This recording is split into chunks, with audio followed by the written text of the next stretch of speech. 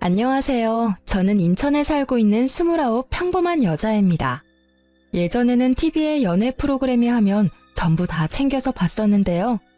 요즘은 현실적인 사연 라디오를 더 많이 듣고 있습니다. 퇴근하고 캔맥주 마시면서 사연 라디오를 들으면 스트레스가 풀리기도 하고 가끔은 혼자 과몰입할 때도 많아요. 그래서인지 한 번쯤 제 사연을 보내보고 싶었습니다. 저는 2남 1녀 중 막내딸로 태어났습니다. 저희 남매는 나이 차이가 그리 많이 나지는 않았지만 어렸을 때부터 오빠들은 저를 딸내미 대하듯 살뜰히 챙겨줬습니다.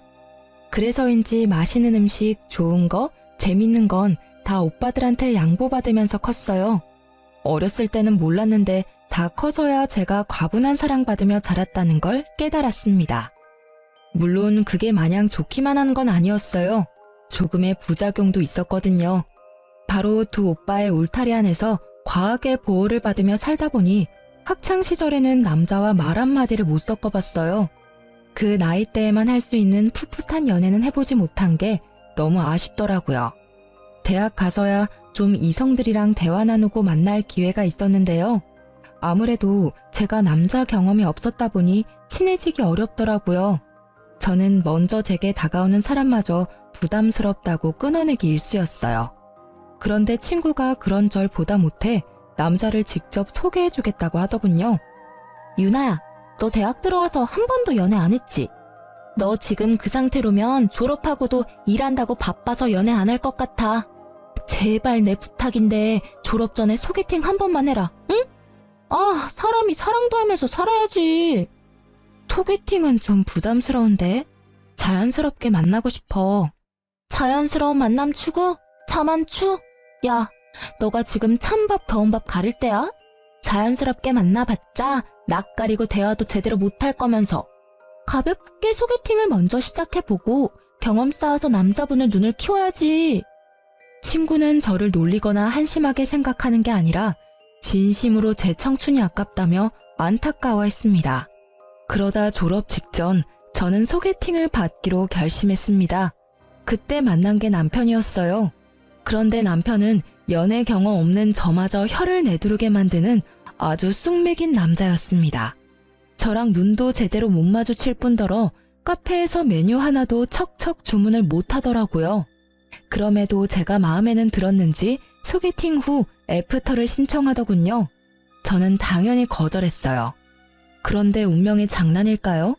제가 대학 졸업 후에 곧바로 취업을 못했었거든요. 취업하기 전까지 용돈이라도 벌려고 아르바이트 면접을 봤는데 그곳에 소개팅을 했던 그 남자, 지금의 제 남편이 일하고 있었어요. 분명 그때 전혀 이성적인 호감이 안 느껴졌던 사람인데 같이 아르바이트 하면서 힘든 일을 겪다 보니 어느새 정이 들어버리더군요. 남편은 연애는 쑥맥이었어도 사회 경험은 저보다 훨씬 많은 사람이었으니까요. 태어난 난생 처음 알바를 하는 저와 달리 그는 여러 아르바이트를 해왔어서 그런지 제가 헤맬 때마다 능숙하게 많이 도와줬습니다. 자연스럽게 의지를 많이 하게 됐고 저는 그렇게 첫 연애를 시작했습니다. 그렇게 연애 시절을 보내고 그와 결혼을 결심했을 때 저희 오빠들은 부모님보다 더 결혼을 강력하게 반대했습니다. 남친 집 형편이 조금 안 좋았거든요. 연애는 몰라도 결혼은 비슷한 수준의 집이랑 해야 한다고 오빠들은 저를 다그쳤습니다. 저희 오빠들은 둘 다 공무원이어서 더 좋은 짝 주변에서 찾아주겠다며 어떻게든 제 마음을 돌리려 하더군요. 막내야, 너 진짜 남자분 눈이 왜 그렇게 형편없는 거니? 네 남자친구가 고객센터에서 일하는 건 우리 집이랑 아무 상관없어. 하지만 내 매제될 사람이 고객센터에서 일하는 건 많이 다르지. 형이랑 내 주변에 다 공무원이야. 그래서 우리는 당연히 적어도 넌 공무원 남편 만날 줄 알았어. 우리가 네 짝으로 봐둔 사람들이 있으니까 제발 이 결혼 다시 생각해봐. 공무원만 직업이야, 오빠? 왜 직업만 보고 그렇게 사람을 판단해? 그 사람 고객센터에서 나름 우수사원이야. 성실하고 일하고 있는데 직업 비하는 하지 말아줄래? 너 위해서 하는 소리야. 그 사람을 비하하고 싶은 마음 하나도 없다. 사람은 저마다 수준에 맞는 사람을 만나야 한다는 소리야. 그래야 결혼 생활도 평탄할 거란 말이야. 너 그 집안 감당할 수 있겠어? 그땐 오빠들의 말은 귀에도 안 들어왔고 제 눈엔 남자친구만 보였습니다. 남친은 본인 나름대로 열심히 사는 사람이었거든요.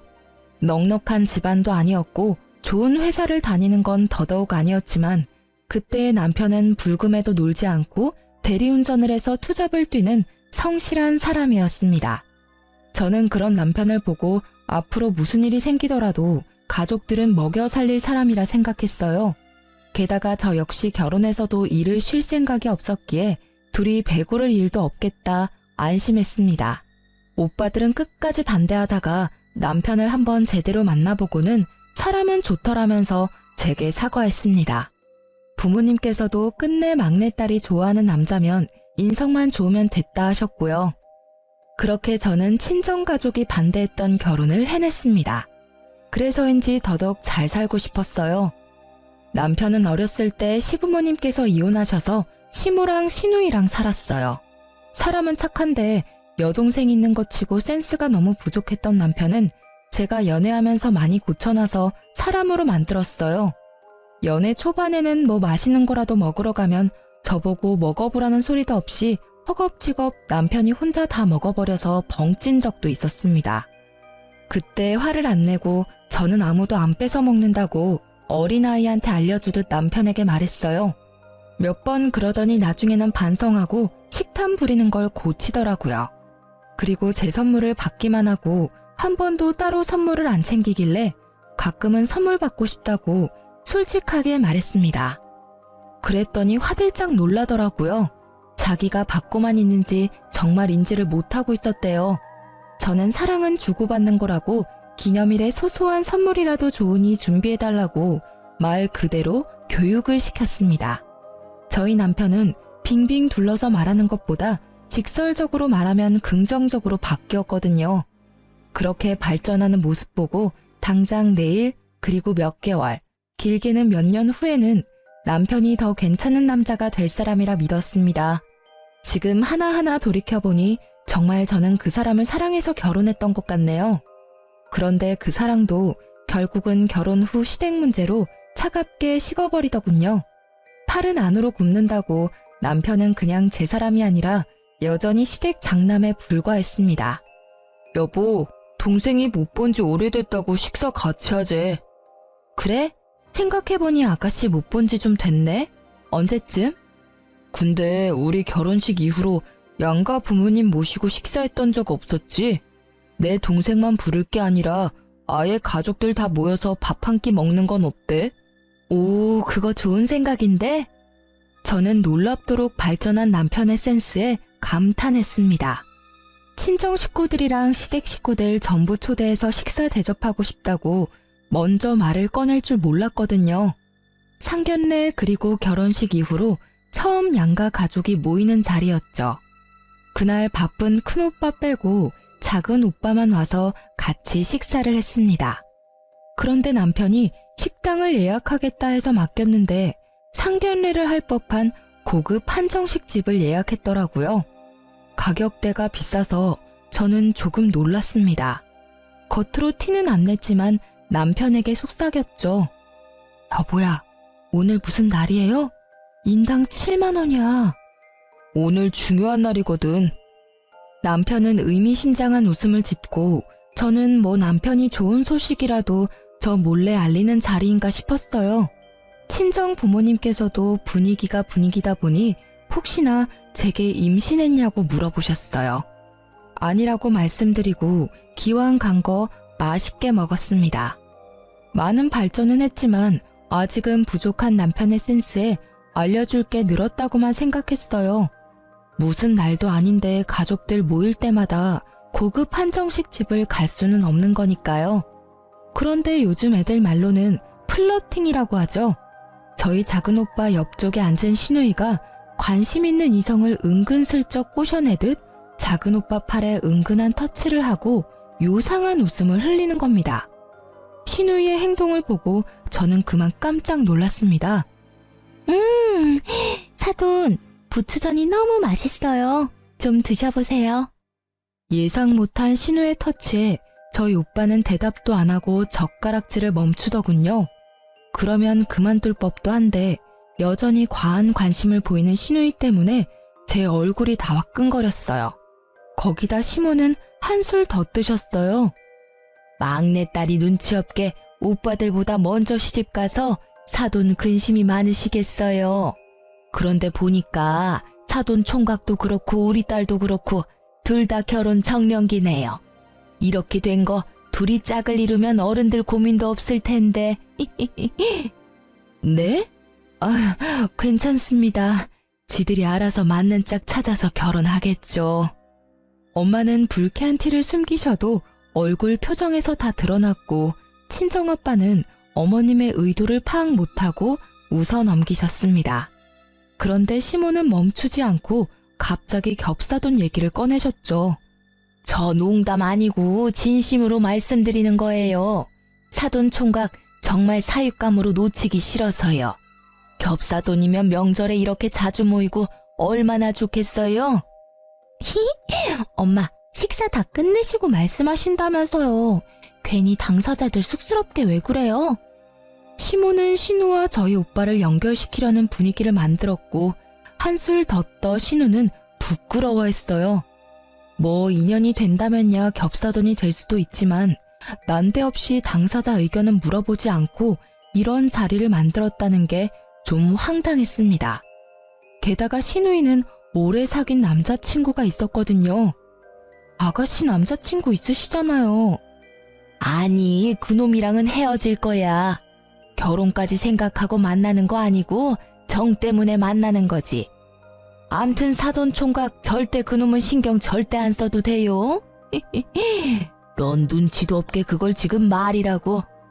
제 말에 당황해서 어쩔 줄 몰라 하는 시누이 대신 시모가 대신 입장을 말하는데 그 말들도 참 웃겼습니다. 지금 사돈 처녀 만나는 사람도 있는데 겹사돈 이야기 하신 거예요? 아까부터 진짜 너무 불쾌하네요. 진지한 관계 아닙니다, 사돈. 이건 정말 예의가 아닌 것 같으시네요. 어머님, 곧 헤어질 사이예요. 깊은 관계 아닙니다. 오해하지 마세요. 아니, 사돈 처녀, 어머님이란 부르지 말아줄래요? 이게 무슨 경우 없는 상황인지 모르겠네요. 이미 식사 분위기는 엉망이 됐고 부모님은 집으로 돌아가셨습니다. 내내 잠자코 참고 있던 둘째 오빠는 남자친구가 있다는 말에 역시나 화가 났는지 자리를 박차고 일어났습니다. 이게 도대체 무슨 상황이지? 먼저 들어가 보겠습니다. 저는 사돈한테 일말에 관심 없고요. 잘 될 마음도 없습니다. 오히려 불쾌하네요. 종아야, 오빠 먼저 갈게. 나중에 연락하자. 오빠. 그렇게 식사를 끝마치지도 못하고 친정 식구들은 집으로 갔어요. 여보, 형님께서 계산 안 하시고 그냥 가셨대. 그래서 이 비싼 밥값 내가 계산 다 하게 생겼어. 빨리 형님한테 연락 좀 드려봐. 그게 무슨 소리야? 밥 한 술도 제대로 못 두고 간 우리 오빠가 왜 계산을 해야 해? 이 상황에 지금 그게 할 말이야? 여보야, 화내지 말고 이성적으로 생각해봐. 우리가 감당하기 너무 비싸잖아. 형님께 이체해달라고 연락 좀 해보면 안 돼? 울상짓는 눈치 없는 남편을 보고 저는 어이가 너무 없었어요. 자기가 온 식구 다 불러 모아놓고는 왜 우리 오빠 보고 계산하래? 어머 얘, 너 그러다 내 아들 잡아먹겠다. 뭘 그렇게 도끼 눈을 하고 애한테 따져. 내가 사돈 총각이랑 내 딸 한번 이어주려고 자리 마련해보라 시켰다. 그게 뭐가 잘못됐니? 참나, 돈도 잘 벌면서 이 정도 식사값도 계산 안 하고 그냥 가다니. 어머님, 저 도저히 이해가 안 가서 그러는데요. 왜 저희 오빠가 식사값을 당연히 계산해야 하나요? 그리고 지금 이 상황 저도 너무 속상하고 화나요. 새언니, 왜 속상해요? 제가 더 서운해요. 저 남자친구 있는 건 뜬금없이 저한테 물어보지도 않고 왜 공식적으로 말한 거예요? 저랑 오빠랑 잘 되면 언니한테도 좋은 일이잖아요. 아가씨, 남자친구랑은 헤어지셨어요? 아직 안 헤어지셨잖아요. 맞는 말 했는데 왜 아가씨가 화내세요? 화낼 사람은 바로 저예요. 가벼운 말싸움 후 그만하자며 시모와 시누이도 결국 자리를 뜨더군요. 다음에 얘기하자고 얼버무리면서요. 그 와중에 남편은 제 기분을 살피지도 않고 아직도 뭐가 잘못됐는지 모르는지 철없이 용돈 다 썼다며 계산서를 제게 내밀더라고요. 그날 50만 원 넘는 돈 썼는데 아무도 제대로 된 식사를 못했어요. 저는 집에 돌아와서야 남편에게 제대로 따졌습니다. 당신 처음부터 그런 불순한 의도로 우리 식구들 부른 거였어? 그것도 난 기분 더러운데 우리 오빠가 계산 안 했다고 투덜거리는 모습도 최악이더라. 누가 당신 보고 비싼 한정식 예약하랬어? 누가 우리 오빠한테 아가씨 소개시켜 달랬냐고. 지금 이게 도대체 무슨 상황인데? 불순한 의도라니, 기분이 더럽다니, 말 좀 가려서 해라. 그리고 소리 지르지 말고 이야기해. 차분히 얘기하란 말이야. 아니, 다 큰 남녀 소개시켜주는 자리를 꼭 세세하게 말하고 진행시켜야 해? 어색한 분위기 말고 자연스럽게 분위기 형성한 거잖아. 우리 엄마께서 얼마나 무안하셨겠어? 당신 그렇게 안 봤는데 너무 매정한 것 같아. 충분히 좋게 위트 있게 넘길 수도 있는 상황이었어. 게다가 오빠로서 지금 내 동생 남친은 비전이 없어. 결혼시키기 싫다고. 이렇게 가까이에 좋은 신랑감 있는데 내가 망설일 이유가 있겠어? 동생 위해서 용기 한번 내본 거라고. 근데 당신 때문에 다 망쳤어. 너나 소리 지르지 마. 이 상황에 무슨 교양을 따지니? 너 지금 네가 뭘 잘못한 건지 모르지? 나 당신 부인이야. 간단히 상의라도 했어야지. 그럼 당신이 내 동생이랑 형님 연결시켜 줬을 거야? 아니? 그럼 내가 당신 죽어라 말리기라도 해서 애초에 이런 상황 안 만들었겠지. 오래된 남친 있는 아가씨랑 솔로인 우리 오빠를 왜 엮어? 당신도 아가씨도 참 구제불능이다. 어떻게 그런 발상을 해? 됐고, 2번 다시는 이런 상황 만들지 마. 알겠니? 그리고 오늘 계산한 밥값 다음 달부터 당신 용돈에서 절반은 뺄 테니까 그렇게 하라. 뭐? 그런 게 어딨어. 반반 부담할까 했는데 그냥 네가 다 낼래? 남편은 끝까지 삐죽거리며 제 속을 긁더라고요. 근데 말야, 당신 나한테는 심하게 해도 우리 엄마랑 내 동생한테는 당신 너무 심했어. 따로 사과할 거지? 사과는 내가 받아야 할 입장이거든? 그때 저는 처음으로 남편에 대한 콩깍지가 다 벗겨졌어요. 결혼 전 오빠가 그토록 제 결혼을 말렸던 장면들이 마치 파노라마처럼 제 머릿속을 스쳐 지나갔죠. 저는 반성 태도를 보이지 않는 적반하장인 남편과 각방을 쓰면서 투명인간 취급했어요. 남편은 며칠 지나자 결국 싹싹 빌더라고요. 잠시 정신이 어떻게 됐다나 뭐라나 제가 사과를 안 받아주자 남편은 그날 계산했던 밥값을 시누이랑 반반 부담해서 제게 입금했더라고요. 그래서 마지못해 사과를 받아줬습니다. 이미 그 한 번의 일로 남편에게 정이 떨어질 대로 떨어졌지만요. 그렇게 저는 정 떨어진 채로 결혼 생활을 겨우 이어나갔습니다. 머릿속으로는 이혼 생각도 좀 했던 것 같습니다. 게다가 그 사건 이후로 남편의 행동과 말투가 묘하게 결혼 전이랑 아주 딴판으로 변하더군요. 그러다 결국 지금까지 남편이 제 앞에서 보여줬던 좋은 모습들은 전부 일시적인 변화에 불과했다는 걸 깨달았어요. 시댁 식구들이 본격적으로 제 남편을 쥐고 흔들었거든요. 남편은 꼭 시모와 시누이의 말에 움직이는 꼭두각시 인형 같았어요. 아직 결혼 안 한 분들이 제 사연을 우연히 듣는다면 제발 결혼할 사람 그 한 명만 보지 마시고 그의 배경도 잘 보고 결혼 상대로 아닌 사람은 초반에 잘 걸렀으면 좋겠습니다. 저는 어리석게도 사서 고생을 했지만요. 얼마 안 가 시누이는 자신의 오래된 남자친구와 초스피드로 결혼식을 올렸습니다. 저도 속에 앙금은 남아있었지만 그때만큼은 잘된 일이라 진심으로 축복해줬습니다. 하지만 나중에 집에 날아온 우편물을 보고 그 진심도 싹 사라지더군요. 저희 부부가 쓰는 거래은행도 아니고 저축은행 우편물이 제 남편 이름으로 와 있길래 저는 아무 생각 없이 열어서 내용을 확인했습니다. 남편은 저 몰래 신용대출을 3천만 원이나 받았더라고요. 혹시 남편이 나 몰래 무슨 사고라도 친 걸까 싶어 너무 놀라 손이 바들바들 떨리더라고요. 여보, 이거 뭐야? 아니 당신이 3천만 원 신용대출 받을 일이 뭐가 있어? 아이씨, 뭐야. 왜 남의 우편물을 함부로 열어? 여기 본인 외 개봉 금지. 안 보여?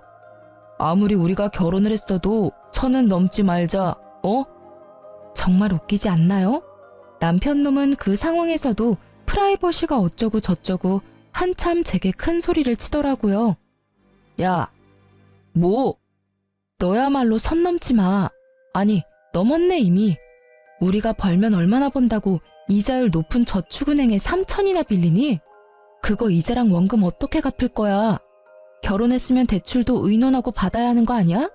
1금융도 아니고 이렇게 큰 돈을 저축은행에 빌린 이유가 뭔데? 어? 너 나 몰래 도박하니? 아님 주식? 코인? 무슨 소리야. 난 떳떳해. 그딴 거 안 한다고. 아니, 자기도 형님들이 막내 여동생 결혼한다고 우리 신혼집 해주셨잖아. 형님들은 당신한테 집 해주셨는데 나도 오빠니까 내 하나뿐인 동생 결혼한다는데 뭐라도 해줘야지. 혼수하라고 3천만 원 그대로 다 줬어. 뭐? 그걸 지금 말이라고 하는 거야? 우리 오빠들은 본인들이 번 돈을 차곡차곡 모아서 나 축하해준 거잖아. 이게 그거랑 같아? 너도 네가 모은 돈으로 축하해주던가.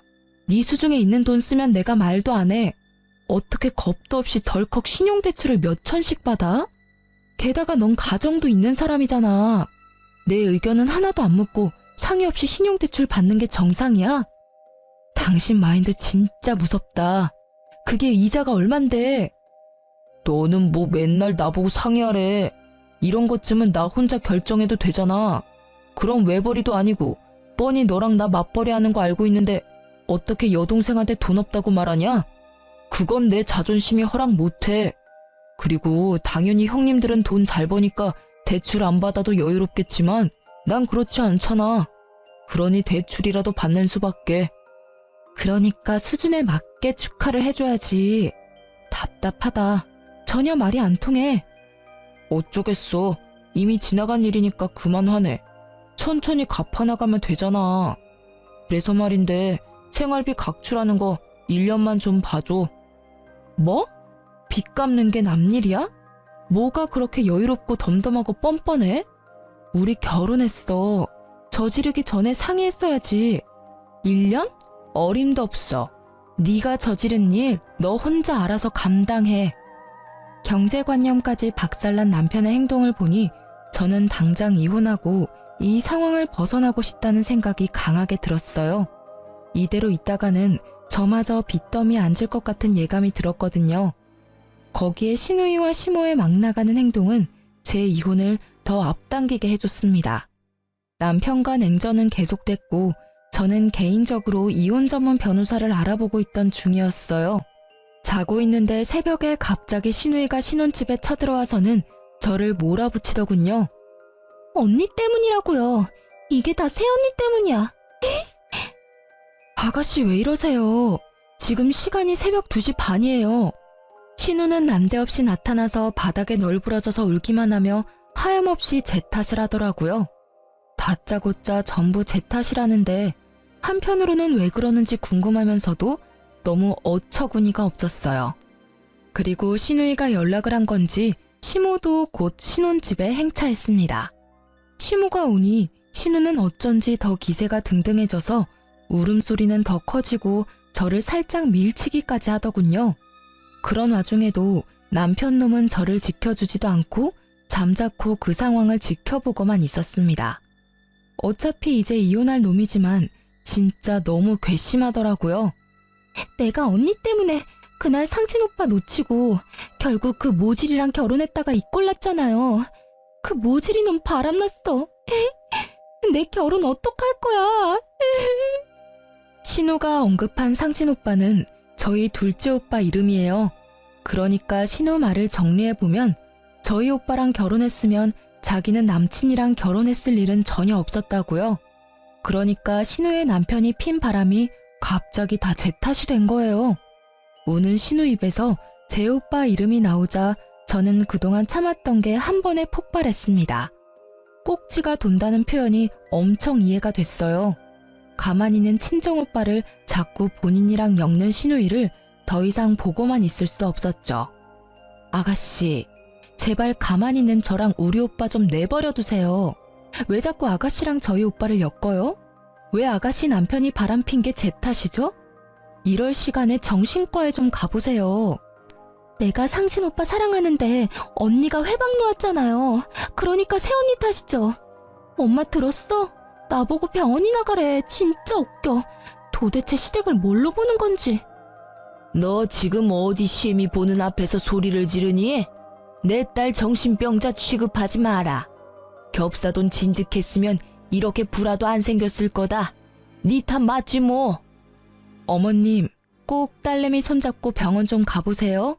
저 진짜 기가 막혀서 더 말하기도 싫으니까 제 집에서 당장 나가주세요. 제발요.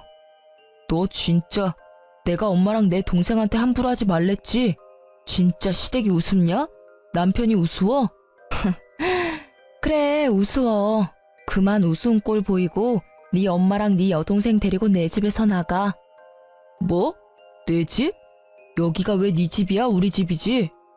예, 이렇게 된 게 다 네 탓인데 사돈 총각이랑 재혼을 시키던지 네가 해결책을 내놔야 나가지. 시모는 정말 눈 하나 깜빡이지 않고 재혼을 언급했어요. 저는 재혼이란 말에 이성의 끈이 딱 끊어지더군요. 그놈 바람핀 걸 왜 나한테 책임을 묻냐니까요. 애먼 우리 오빠를 뭐가 어째요? 재혼? 다신 우리 오빠 입에 올리지 마세요. 우리 집이 만만해요. 제가 만만해요. 야, 넌 뭘 보고만 있어. 내가 분명히 다 데리고 나가라 했지. 제가 이성을 잃고 남편 놈 멱살 잡고 뒤흔드니 평온해 보였던 시모는 그제야 눈이 뒤집혀서 제 뺨을 내리치려 손을 들더군요. 남편 놈은 그나마 자기 마누라 뺨 맞는 건 또 싫은지 지가 대신 뺨을 맞았어요. 넌 그걸 또 속도 없이 왜 막아? 괜찮냐? 안 되겠다. 어머님은 어머님 자식만 귀하죠? 저는 일부러 남편의 뺨을 갈겼습니다. 시모는 자기 아들이 싸대기 맞았다며 개거품 물고 쓰러지려 하더군요. 제 손맛을 본 남편은 멍하니 정신 못 차리고 서 있고 시누이는 옆에서 씩씩거리더군요. 언니, 지금 우리 오빠 뺨 때렸어요? 왜? 너도 맞아야 정신 차릴래? 너도 한 대 맞기 전에 까불지 마. 너 정말 막 나가기로 한 거냐? 어디 내 앞에서? 저 이 사람이랑 이혼할 거예요. 눈에 뵈는 거 없으니까 얼른 나가세요, 당장. 당신 진짜 왜 이래? 잊었어? 여기 우리 오빠가 내 명의로 해준 집이야. 여보세요, 경찰이죠? 출동 좀 바로 해주실 수 있나요? 집주인이 나가라는데 계속 안 나가는 인간들이 있어서요. 저는 망설임 없이 경찰에 신고했습니다. 아니면 상식이 안 통하는 이 사람들과 날이 밝도록 싸울 것 같았거든요. 5분 만에 출동한 경찰들이 가족이라도 명의가 제 집이라 나가라면 나가는 게 맞다고 설명하자 시모와 신우는 온몸으로 발악했습니다. 남편에게도 꼴보기 싫으니 같이 나가라고 했어요. 남편은 저를 아련하게 쳐다보더니 제발 좀 그만하라고 창피하니까 집에 가자며 시모와 신우이에게 소리치더군요. 그만하라는 말을 진작 좀 해주지. 너무 원망스러웠어요. 진작에 중간에서 본인이 중재했다면 얼마나 좋았을까요? 저는 친정오빠들이 해준 집이 오로지 제 명의라 정말이지 다행이라 생각했습니다. 쉽게 이혼해주지 않는다면 이혼 소송하기에도 충분했죠. 저는 그대로 울다가 지쳐 잠들었는데 일어나 보니 친정오빠의 연락이 가득 와 있었습니다. 오빠? 전화를 왜 이렇게 많이 했어? 너 시댁일로 할 말이 있어서 나 점심때 잠깐 들릴게. 알았어. 뭔가 예감이 안 좋았는데 신우이는 정신 못 차리고 친정오빠에게 따로 연락을 했더라고요. 나한테 연락 와서 제발 한 번만 만나자 하는데 소름 끼쳐서 싫다 했어. 아니 내가 따로 그 여자를 만날 일이 뭐가 있겠어? 저번 식사 자리 때부터 왜 그러는 건지 모르겠네. 대충 이야기 들어보니까 너 매제한테 이혼하자고 했다며? 오빠, 아가씨 일은 내가 대신 미안해. 근데 지금은 내가 다 말할 힘이 없어. 너 괜찮은 건 맞아?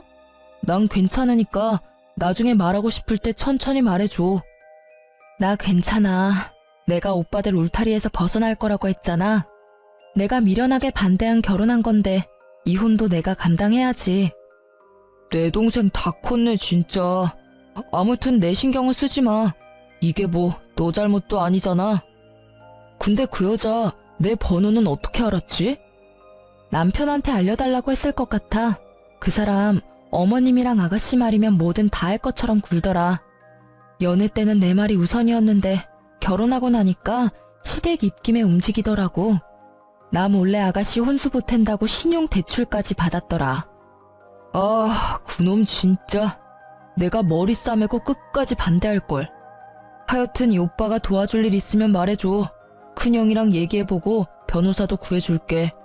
저는 얼마 안 가 시댁에 가서 이혼하자고 서류를 내밀고 더 이상 저희 오빠에게 연락하지 말라고 단호히 말했습니다. 남편의 얼굴은 그 사이 피죽도 못 얻어먹은 것 마냥 많이 상해 있더라고요. 목소리도 한껏 풀이 죽어 있었어요. 하지만 더 이상 안타까운 마음도 안 들었습니다. 솔직히 저 보여주려고 쇼한다는 생각밖에 안 들었어요. 이혼하자. 내 결론은 이혼이야. 남친 있는 아가씨가 사돈인 우리 오빠한테 찝쩍거리는 것도 불쾌했고 결혼해서 남편 바람피니까 나랑 우리 오빠 언급하는 것도 소름 끼치고 결정적으로 당신 나 몰래 아가씨 준다고 신용대출 받은 거에서 난 완전히 신뢰를 잃어버렸어. 여보야, 그러지 말고 나랑 일단 둘이 더 대화를 해보자. 제발. 이렇게 갑자기 이혼 서류 내밀면 나 어떻게 살라는 거야? 내가 잘못했어, 응? 남편은 제게 손이 발이 되도록 빌었지만 이미 이혼은 결심했으니 냉정하게 남편을 뿌리쳤어요. 이미 난 이혼할 거라 정했어. 당신이 못 받아들이겠으면 소송으로 가는 거야. 정말 너 너무한다. 겨우 그거 가지고 꼬투리 잡아서 이혼이라니. 말이 되는 일이야 이게? 아들, 너도 그만 사과해라. 여동생 도와준다고 돈 빌릴 수도 있는 거지. 그리고 사돈끼리 잘 되면 좋은 일인데 뭘 그렇게 열을 내? 너 혹시 우리 집안 무시하냐? 이 계기로 우리 아들 완전히 네 손바닥에 두고 살고 싶다 이거야? 요망하다 정말. 시모의 치맛바람이 또 불기 시작하자 남편은 의외로 시모에게 불같이 화를 냈습니다. 엄마 제발, 제발 좀 그만 좀 하시라고요. 저 이 사람 아직도 사랑해요. 많이 사랑한다고요. 이 사람한테 이제 함부로 말하지 마세요. 이혼할 때 되어서야 제대로 내 편을 들구나. 여보. 미안하지만 너 이제 와서 정신 차린다 해도 소용없어. 그러니까 내 편 들 필요 없어. 소중한 너희 어머니 여동생 편이나 들어. 너는 이제 내 사람 아니거든. 제가 쐐기를 박자 남편은 눈물 콧물 빼며 울더군요. 시누이는 진짜 저희가 이혼할 것 같은지 그제서야 쭈뼛쭈뼛 제게 다가와서 잘못했다고 빌더군요. 새언니, 제가 진짜 잘못했어요. 경솔하게 행동해서 미안해요. 우리 오빠랑 이혼만은 하지 마세요, 네?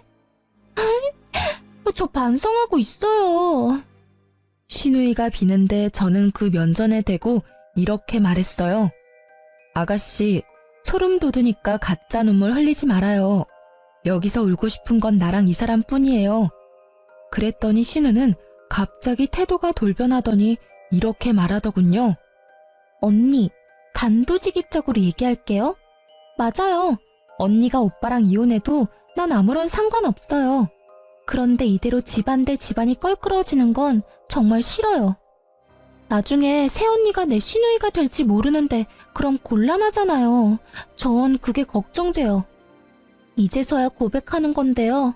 사실 새언니랑 오빠 상견례 했을 때부터 저 사돈, 아니 상진 오빠한테 첫눈에 반했어요. 그때부터 쭉 좋아했다고요. 진짜 솔직히 말하면 사실 남편이 바람펴서 마냥 싫지는 않았어요. 그렇게 지금이라도 이혼해서 다시 상진 오빠랑 잘해볼 수 있으니까요. 너도 제발 그만해라. 따지고 보면 너 때문에 나 이혼당하게 생겼는데 그런 말이 나와? 오빠는 빠져있어. 이건 여자들끼리 대화니까. 근데 이게? 남편은 신우를 억지로 나가게 하려다가 신우가 땅바닥에 철푸덕 넘어지고 말았죠. 오빠 진짜 왜 이래? 그냥 잠자코 엄마랑 내 말이나 들어. 너 지금 여자 하나 때문에 동생을 밀어? 이놈이? 자기들끼리 헐뜯고 싸우는데 저는 그 틈을 타 녹음이 잘 되고 있는지 확인했어요. 혹시 몰라 시댁 들어올 때부터 휴대폰 녹음 어플을 켜고 있었거든요. 녹음은 아주 잘 되고 있었고 저는 신우의 절절한 고백이 담긴 그 녹음을 그대로 신우 남편에게 보냈습니다. 번호는 없었지만 저와 시댁 식구들이 모여있는 단톡방에는 그분도 계셨거든요. 저는 이만 가볼게요. 아가씨, 잘해봐요. 앞으로 어떻게 될지 정말 궁금하네요. 언니, 지금 나 응원해주는 거예요? 방금 아가씨, 아니, 네가 말한 것들 네 신랑한테 보내놨으니까 너 알아서 잘해보라고. 그게 무슨 말이에요? 가족 톡방 확인해봐요. 그럼 안녕. 이게 뭐야? 미쳤어? 너 돌았지? 이걸 보내면 어쩌자는 거야? 빨리 지우라고! 녹음을 재생한 신우이는 자기 음성을 확인하고는 깜짝 놀라 제게 달려들더군요. 시모 역시 발악했어요. 저는 서둘러 그 집을 나왔습니다. 사실 둘이서 저를 쫓아오려고 했는데 남편이 온몸으로 그 둘을 막았어요. 여보, 내가 막고 있을게. 빨리 가. 어서 가라고. 아주 그렇게 혼자 꼴값을 떨더군요. 그렇게 저는 오빠가 소개해준 변호사를 통해서 이혼 소송을 진행했습니다. 그 중간에 전시모는 자기 아들 마음을 못 잡는다고 제발 한 번만 시댁에 와서 얼굴 좀 비춰달라고 빌더라고요. 얘야, 마음 상했다면 정말 미안하다. 우리가 배운 게 없고 가진 게 없다 보니 너무 너에게 바라기만 한 것 같아. 이제 다시는 너네 관계에 안 끼어들 테니 내 아들만이라도 한 번만 봐주면 안 되겠니? 용서는 못해도 잠깐 와서 얼굴이라도 좀 비춰줘. 저렇게 아무것도 안 하고 페인처럼 지내는데 내 마음이 썩어 문드러져. 그래도 한때 네가 사랑했던 내 아들 저대로 인생 망가졌으면 좋겠어. 너 그럼 그 죄책감 쉽게 지워질 것 같아? 평생 갈 거야. 그랬으면 좋겠어? 아줌마, 제발 저한테 가스라이팅 하지 마세요. 죄책감은 제 인생 망친 당신들이 가져야 하는 거 아닌가요? 그리고 아들 인생 망친 게 누군지 모르시겠어요? 모르시면 잘 생각 좀 해보세요. 그리고 딸 교육도 좀 제발 부탁드립니다. 주제에 저희 오빠 옆자리 노리는 게 너무 웃기거든요. 뭐가 어쩌고 저째? 소송도 제게 좋은 쪽으로 마무리가 되어가고 있어서 저는 대인배의 마음으로 전 남편에게 눈 딱 감고 전화를 했습니다. 너 그렇게 살다가 평생 그 굴레에서 못 벗어나. 엄마랑 동생한테 휘둘리지 말고 신용대출 같은 거 다신 받지 말고 네 인생 살려고 노력해. 나도 내 인생 살 테니까. 그나마 예정을 생각해서 일침 아닌 일침 날렸습니다. 그러자 전 남편이 전화기에 대고 통곡을 하는데 저는 듣기 싫어서 바로 끊어버렸네요. 그리고 전 시누이는 친정오빠한테 여전히 일방적으로 연락하고 있었나 봐요. 번호를 바꾸면 괜찮을 텐데 오빠는 오래 쓰던 자기 번호를 바꾸고 싶지 않아 했거든요. 차단을 해도 매번 새 번호로 연락이 와서 오빠는 최대한 자존심 상하게 한마디 했대요. 충격 요법을 쓰면 좀 나가 떨어질까 싶어서요. 오빠가 뭐라고 했냐면요. 저기요, 거울은 봐요? 스스로 주제 파악이 안 돼요? 얼굴이 예쁜 것도 아니야. 뭐 직업은 말해봐야 입 아프고. 아니, 그쪽 뭐 제대로 된 게 있어요? 애초에 사회에서 만났으면 말도 안 섞었을 거예요. 소중한 내 여동생의 가족이 될 사람들이니 그나마 상대해줬다고요. 이제 정신 차리세요, 이혼녀 아줌마.